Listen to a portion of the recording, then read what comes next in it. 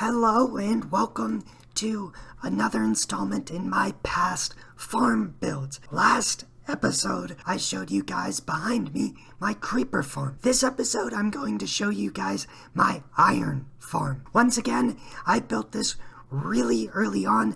I built this within the first 10 hours of gameplay, so it's not the most efficient, and as you can see, there's villagers missing, but it still works efficiently and is great, and I probably won't replace it for a long time. So let's jump into this. First of all, this is not my build. This is by someone else. I will drop their tutorial in the description on how to make this if you want to make it yourself, but I'm going to describe how it works and what I've done to improve it. So the first part of the farm is putting a zombie down there in water, bouncing up and down, so he loses contact with the villagers, which if I jump down here, you can actually see them. He loses sight of them and then regains sight and scares them more often. And you can have one chamber on either side. My villagers died over there a long time ago and I just haven't replaced them. This dude's chilling. We also got this to turn off the system if we'd ever like to turn it off, but I'm fine keeping it on now. He's named, he's fine. Okay, so how this works, and you don't actually need the workstations. I had problems getting it to work at first, but then realized I just needed to wait and added those before I realized I needed to wait.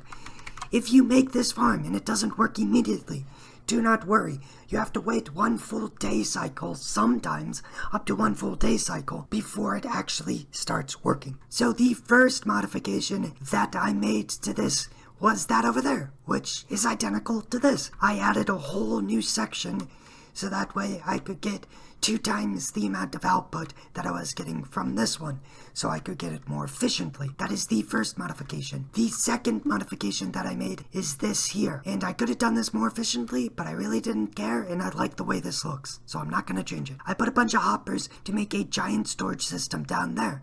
Let's jump down there and see what it's all about. So over at the bottom of the hoppers, you'll see redstone. So what's going on is there's a dropper there that's hooked up to a redstone circuit that was not my design. I believe this design was Logical Geek Boy. But what it does is it uses a comparator to read the output of the dropper, and the moment the dropper gets items, it outputs a signal that goes through this block that powers this block, powers the dropper, and then the redstone back here powers this block, which powers the repeater, which powers this redstone, which shuts off the repeater. I know it's complicated, and I know I said that all fast, but there's not much to understand about why it works. Just know that it does. So the reason for this is because I want all the items to get in this dropper, get thrown out into this water stream, which goes here and then connects to there, which apparently is full. So I need to check that out.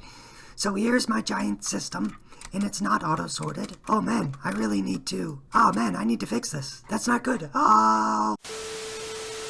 So down here, it's not auto-sorted, but you can see just chests and chests full of iron, and apparently it's overflowing, which I didn't know. Eventually, I might make an auto-sorter for the poppies, but currently I don't care. Down here is extra storage of the poppies, because I want to use them for a project later on, so I like to keep them. I really need to fix that. That's not good. That's my iron farm, guys. I hope you enjoyed. It's not the best iron farm in the world, but you really don't need more than this, and that's coming from a guy who uses hundreds and hundreds of hoppers. So take that how you may. Thank you guys for joining me. I hope you enjoyed looking at my old iron farm and where I get iron from on this world. Peace.